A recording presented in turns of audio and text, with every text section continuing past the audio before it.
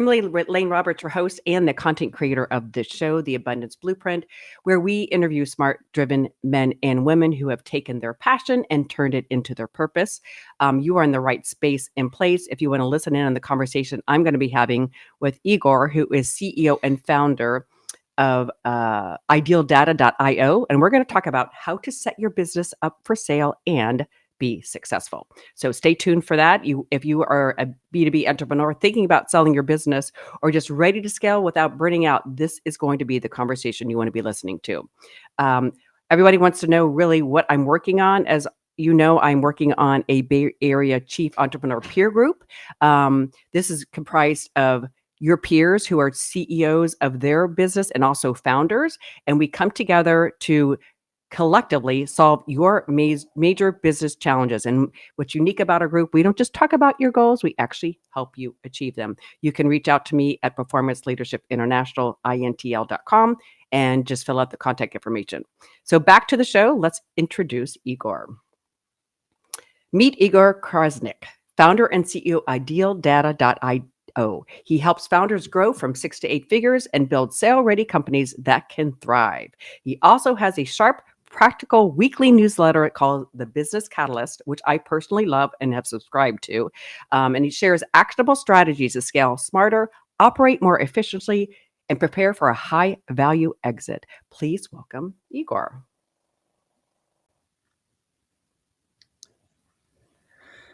Thank you, Kimberly. Good to be here. And thank you for sharing your audience with me today. No, we're excited to have you on, and they're excited to hear all of the wonderful things you have to say about your experience in scaling and exit. It's a popular topic that I work with my members in coaching and also that we discuss in our peer advisor group. So you are totally relevant. As always, I ask our guest, what does abundance mean to you? And you've shared that it consists of 3 B's: business, body, and being. And please elaborate, and how do you incorporate that on your day-to-day? Oh, that's a challenge. I'm working on incorporating those, and I try to stay as close to those 3 B's as possible, because to me, business is kind of money generating aspect of life. Body is, you got to keep this machine in the best shape possible for you to be able to do things during that life. And being is just family, enjoying life, and taking in all this amazing things that are happening outside of this machine and the business and everything else. So Good for you. I think it's totally being present in your life, no matter where you are, whether it's business or out in nature, taking a hike, working out, but then also being with your family, just really truly being present in the moments that you have that are become so special and memorable as well. Of course. And one other thing that I wanted to mention is you try to schedule all of those 3 things or activities for all of those 3 things during the life, but often you can't. Other priorities might take place. Maybe today I'm focusing on the business, and other things kind of take a sidestep or are placed on the back burner. But as long as within a week or something like that, you figure out a way for you to tackle all 3, that's the place that you want to be. No, agree. And I because life is so crazy and we get interrupted and things are shifting in priorities, I always try to end my day looking back on, did I choose to focus on the right thing at the given time? So for example, your kid calls, or your wife needs something, or the business emergency happened when you were having dinner. It's kind of like, at the moment, did I make the right choice for one of those B's because it was the priority? And it, like you said, it can shift. But when collectively look at the end of the day or end of the week, did you make the right decision in that moment? And that you can't regret, I think. And that where you have to say, I had a good day then, right? Of course, Yeah. 100%. Your pivotal moment was really actually 3 things that you have been instrumental in your life. One, you found your passion early in life, which is very admirable. Not all of us have that experience, or many are still looking for it. Was not afraid to try new things, and always prioritize what was critically most important. Did somebody teach you that? Was that just something you learned over time, trial and error? Just how can you elaborate on that for our audience? Yeah, so I was lucky to have a friend of mine introduced me to an accountability group in Austin. So I'm a recent boomerang back into the Bay Area, and I lived in Austin, Texas for 17 years before coming back.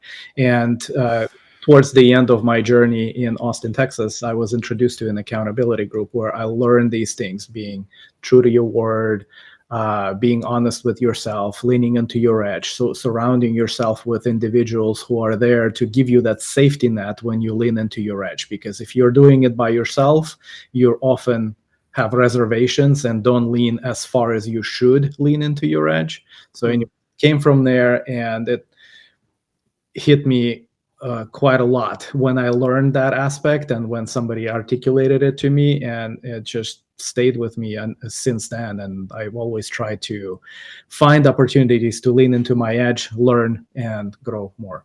No, good for you. It sounds like that accountability group really did was very transformational for you. I think at the end of the day, all we have is a word. I mean, we can write all the contracts up and make all promises, but if we don't hold up to a word of what we say and actually follow through, I think we're not being integrous. We're not serving our purpose, and we're not building the relationships that really can make us joyful and happy. So good for you.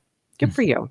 So what we've been waiting for is your learned secrets through your business. What are the 3 things you've seen in your consultancy that leaders are not doing that they probably should be in order to get their business to scale?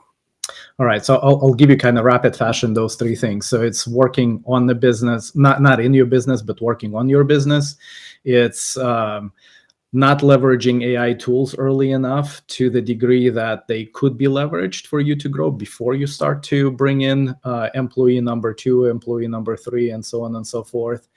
And my most favorite one is half-assing technology implementations in the business, because as you kind of start to do the work that you do need solutions and technologies to get things done. Often enough, you start with something simple, and as you grow, you often don't have time to step back and rethink your implementations, and you start adding duct tape and crazy glue and stuff like that. So I come across businesses almost every day that are like a big Frankenstein, duct tape, glue all over the places. So it over time, that construction becomes very complex to take apart and rebuild it in a nice, cohesive manner. So when you're working with them at that stage point, are you recommending that they? A question Yeah, I during was asking you about with regards to when you go to these organizations that you see every day where they have a half-assed tech implementation and they're scaling it up and now it's been Band-Aid and glued and duct tape. What do you do? Do you just have them get rid of it all? Do you get better duct tape? I mean, I know you can't really answer that in one sentence and in necessarily 1 minute, but I'm just kind of, it might be, it depends. So. Yes. Well, in the short answer, it depends. It depends on what is the cost for you to operate that Frankenstein the way that it is, and what is the cost of fixing things, whether it's complete change of the system or gradual type of evolution and optimization of processes and replacing tools here and there. It really depends on the situation. Usually it's not like, when you are on a spaceship going into the outer space, you don't say like, oh, let's just throw this rocket away and put a new one in, right? Like there is a Right. There's process. evolution. Yeah. Yeah, like the rocket still needs to go up. So oftentimes it's how do we fix things while we're operating, while the car is on the road, on the track, or the rocket is flying into the outer space? How do you make sure that the momentum is maintained or reduced, but not drastically, for it to have a negative financial impact, whether it's top line or profitability? And how do you start to optimize those levers so that overall you can remove some things that don't make sense anymore and stuff like that? So hopefully that answers your question. It does, and that's why they need you, right? So, Yes. all right. Also, now 3 things to keep in mind when prepping for an exit. I know these are general again, but kind of 3 guidelines. I'm sure again it depends on where people are at. But what would you say are some of the keys to that for success?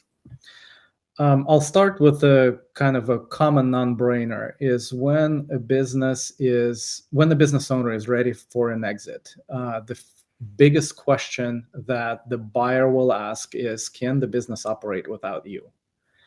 Yep. And if the owner is involved, the value of the business is much lower compared to if the owner has other teams that are running the business, and the owner can take 90-day or 180-day vacation and then come back, and that by that time the business has grown. If you've achieved that, then you're in a very good position and situation. To get a little bit more tactical, what I also see is, and since I play kind of more in wholesale, manufacturing, technology type of spaces, recurring revenue is what you want to go for. So if you have kind of a brick and mortar type of store selling physical goods and things like that, you don't have a recurring revenue model, your multiple is going to be much less compared to if you have recurring Yep. revenue. And many businesses today can implement a successful recurring revenue model.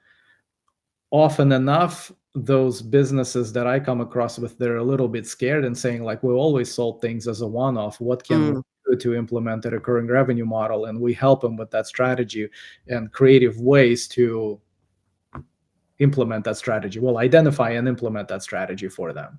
So that's the second item.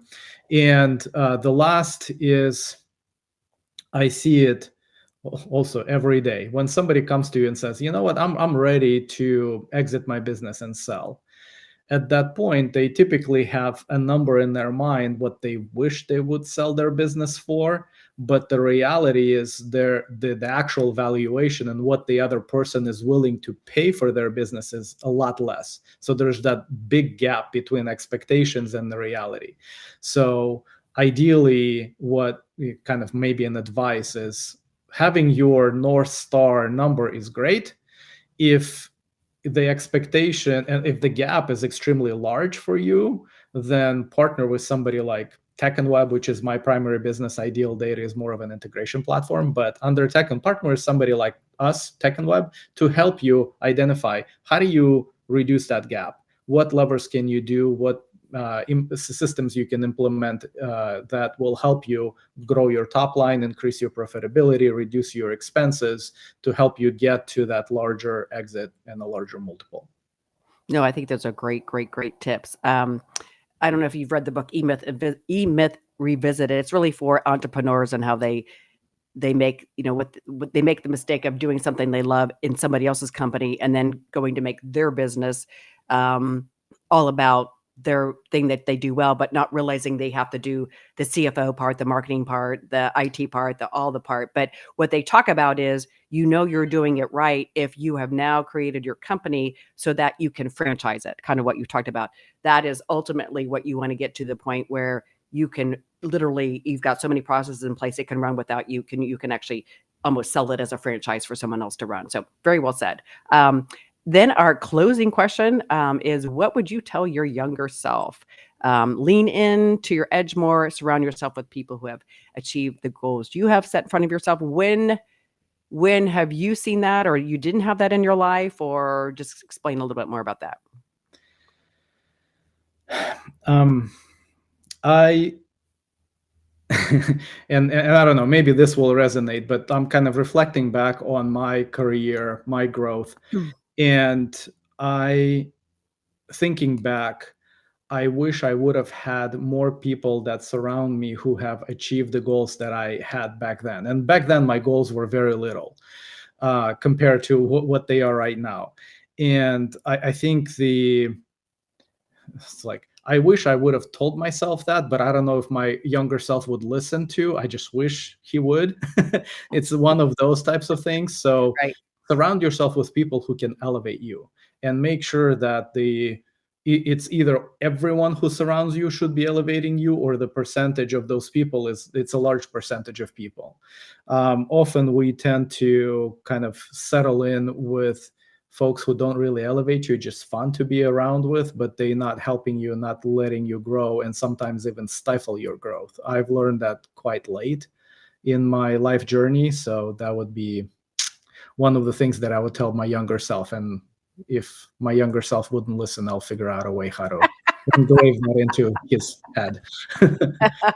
Very well said. Yeah, we often talk about, in finding a peer advisor group or some kind of community that you're talking about is you are the average of the top 5 people you spend the most time with. So if you're spending most of your time with, people that are not as driven as you or achieving goals or however that you want that to be or spiritual, whatever, you will be the result of that. So, like you said, achieve high and look for people that challenge you and already have achieved the goals that you want to achieve in your life, almost like a group mentorship, if you will. So, Of course. And I want to add something very important to that, because it's a two-way street when you meet those individuals, because you're getting something from them, they're elevating you, and it's very important for you to quickly figure out how can you contribute something back to them, because if it's a one-way street, they're probably gonna quickly put an end to that type of a collaboration and networking. So it's a two-way street, and always try to give them more than what they ask. So exactly. good Yeah. promise and over deliver, right? Yep. Relationships are built on really mutual benefit, right? So if there's always a taker and always a giver, it doesn't really last very long. So Igor, you have been delightful. I really enjoyed this conversation. We're going to drop you into the green room. Feel free to go down there and have a mocktail. I'm going to close out the show, and we'll talk about some next steps. Okay. Thanks again for being part of the show. It was very enjoyable. Thank you. Wow, great insightful conversation with Igor. I will also put his new company in the show notes in addition to access to his weekly newsletter. So look for that in the show notes. Thanks for joining us at 9 o'clock every Tuesday. Just because we are already past the halfway point for 2025, many of you are still surviving and not thriving. If you're waking up not excited to start your day or anticipating a wonderful future, it might be time to have a conversation with me. You can simply find me at Performance Leadership International. There's also a Calendly link in the notes.